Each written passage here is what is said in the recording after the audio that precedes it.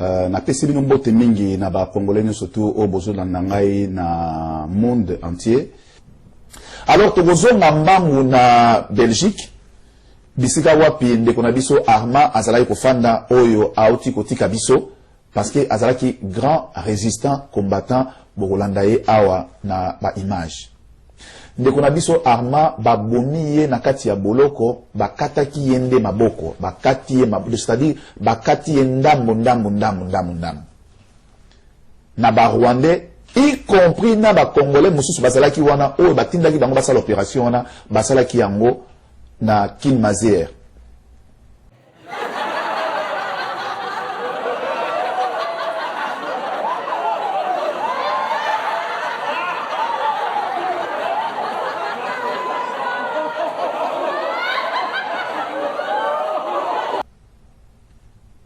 Arma aza résistant, oyo amoni oyo zo le kanakati mboka na ye eza malamu te, alobaki trop c'est trop, il faut atelemela makambo wana.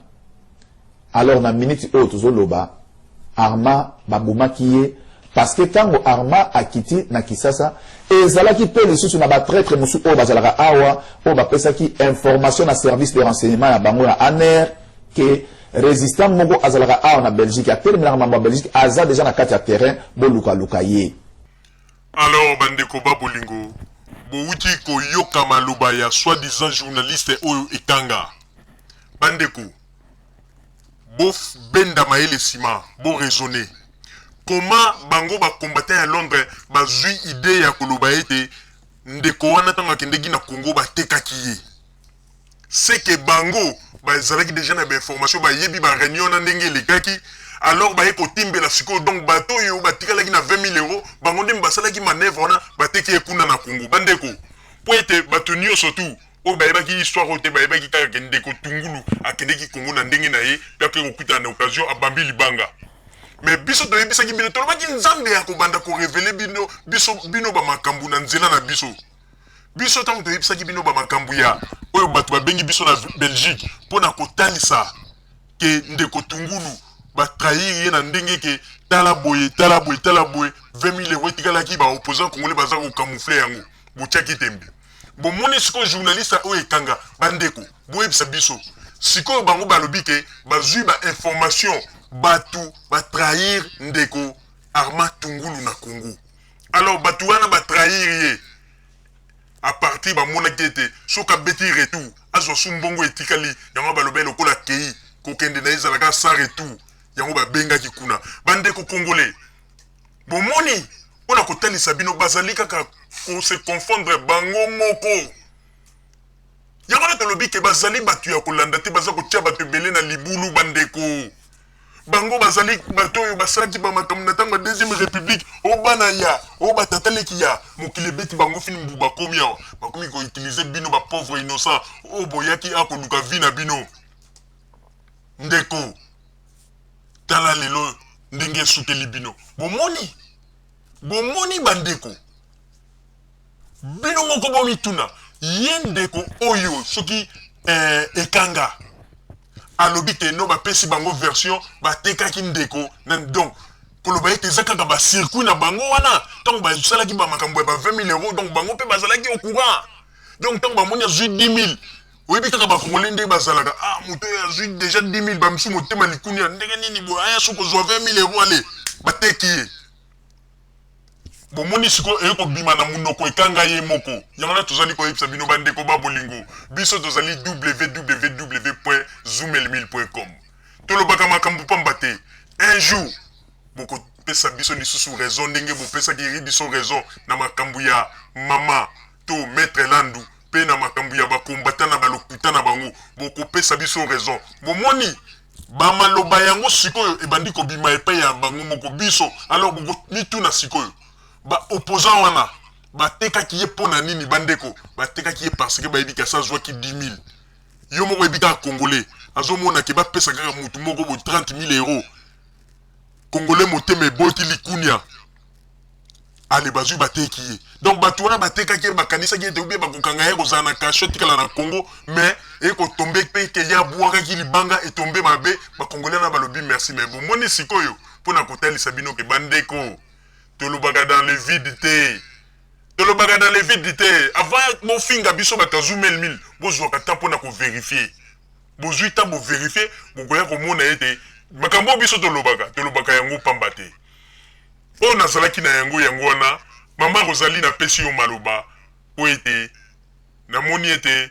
biso sikoyo nzambe abandi kolakisa sikoyo raison na biso esika ezali kaka bango moko na bamaloba na bango bakomi kobimisa oyo ezalaki basekele na bango bomituna bango baza kuna na Londres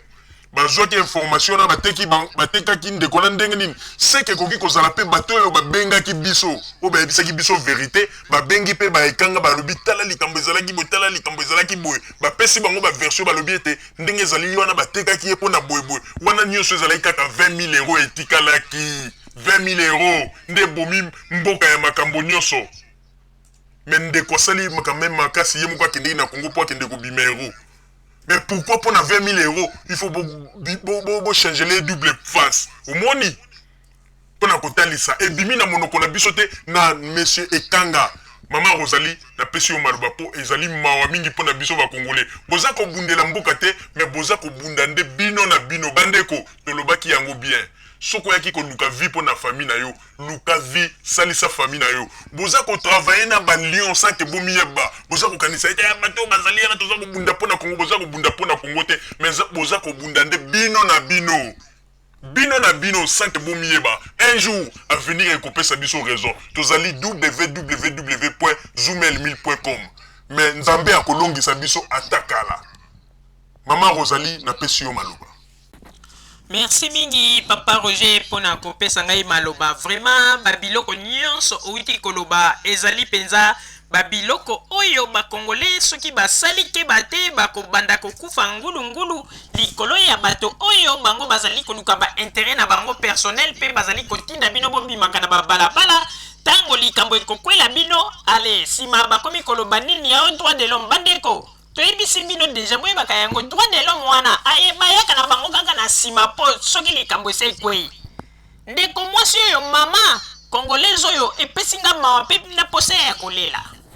etanke mama nazali kondima teke koma mwana mwasi oyo azali kozwa bebe na ye azali koexpose na danger tango mosusu lelo aza komona danger wana te po ete bamakambo nyonso esili mpe bazongi na ndako me ndeko ndenge oseki mwana na yo bongo ekokaki mpe koyinda baniateli yo mwana sanke omiyeba mpe mwana na yo akufi lolenge moko mpe na ndeko mwasi oyo amemaki mwana na ye kuna na Paris na manifestation devant l'ambassade bandeko wana nyonso to boza kotya bana na bino na badanger soki bolingi bobundela mboka ndenge bolobi ete bozali kobundela mboka bokendeke bino moko pourkui bozali komema bana na bino na bamakambo ya boye si matango ekotourne mabe bokomi koloba oh boye non après si matango bakobombela bino bana bokomi koloba bakufi mpo na Kabila est-ce que Kabila nde mdazalaki na bamarche na bino boyebaka babiloko bozali kosala bozali bana mike te bosi bokomi bamikolo tango biloko mosusu bozali kosala bokanisaka bomoni ndeko Armand Tungulu oyo akufi est-ce que bomoni gouvernement belge etelemi batelemi te mpo bamoni ete biloko asali ezali ya bozoba mpe bango kutu gouvernement belge mpo na toyebisa bino ya solo parce que bino bakongole boyebaka makambo te gouvernement belge epesaki déjà message moko balobi ete bango bakoki kondima te ke moto aza na nationalité belge akende kosala babiloko ya boye devant un président de la république et puis bango bakoka se manifester yango na omoni ete balingi meme te kokota na kati ya bamakambo wana bamoni yango ezali bozoba. Même ambassadeur ya Belgique déjà ça pesaki déjà alerte ke alobi ete non makambo ndeko wana asali etali kutu gouvernement belge te donc bamarche nyonso tu bango baza kosala eza na yango kaka pamba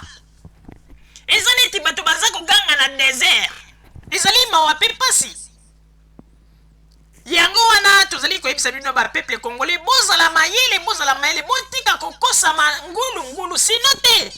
bokoya komona ete mokili oyo moto na moto azali na intere na ye alukaka bandeko bokeba bino bozali koloba tozali kobunda mpo na Congo nzonga nde bato wana bazali kobunda mpo ete batiki mboka esika bazalaki libulu ya mbongo na bango ezalaki koyiba ntango nyonso koboma mboka bamoni lisusu moyen te alebayi koforme siko parti ya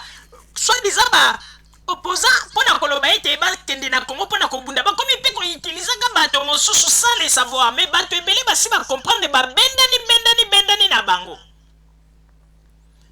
yango ete soki peuple congolais a changé te na bamakambo nyonso ndenge ezoleka bokobanda kokufa pamba neti bampuku neti basoso après ntango bokobanda koganga lelo bato ya droit de l'homme bogangaki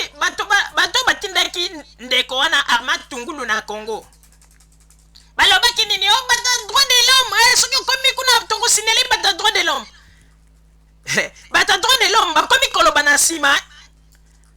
omoni yokanisi ata bato ya droit de l'homme yango soki bazali bango na bango baza kokamwa te baza kokamwa balobi koma moto akoki koparcourir 8000 km mpe koya awa mpo kaka aye na ide ya kobamba libanga na cortège ya président kokamwa bozoba na bozoba ezali pasi mpe mawa bozoba yango mpe yango nde eza kokontinue kaka awa ti na poto yo mama ozali kozwa mwana na yo ozali koexpose na danger sanke omiyeba okozanga mwana bakobombela yo mwana lokola zoba epuis baopposant congolais bakosala eloko te yo moko omoni ndenge baopposant congolais bateki ndeko wana likolo ya 20 000 euro oyo etikalaki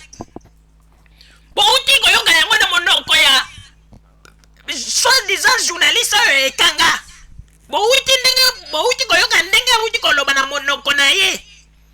alobi bazwaki information donc ntango mosusu bato oyo babengaki biso awa baentre sikoyo na contact na bango mpona koyebisa bango quelque vérité bandeko congolais bofungola miso na banzi oyo tozalaki na yango wana na nsima ya bangonga nde tokopesa bino baémission na bino oyo bomesana kozela ya www.zoomel1000.com bandeko babolingo bozala kaka bisika bozali mpe tosengi na baauditeur na biso bokontinue toujours kokoma mpe biyano na bino bokozala kozwa yango na banzela ya email to na nzela ya baémission na biso merci bandeko babolingo na bandi duti kolanda émission na biso oyo tosilaki kolikisa yango po ete boyeba basango nini oyo bino bobande kozela na bandi ete moto na moto asili kotire leson na ye na oyo esili kolobama na esika oyo yango ete tosengi na bino ete boboto ezala na bino na bafamille esika bozwani na bandi ete mbala ya nsima biso bato ya Zoomel 1000 tokozanga te mpona kopesa bino lisusu basango oyo esengeli mpona bino tosiki wana mpona lelo merci mingi www.zoomel1000.com ezali wana mpona bino na bandi ete bokozala dessus te nsima ya bangonga nde boyebi nini oyo tobomeli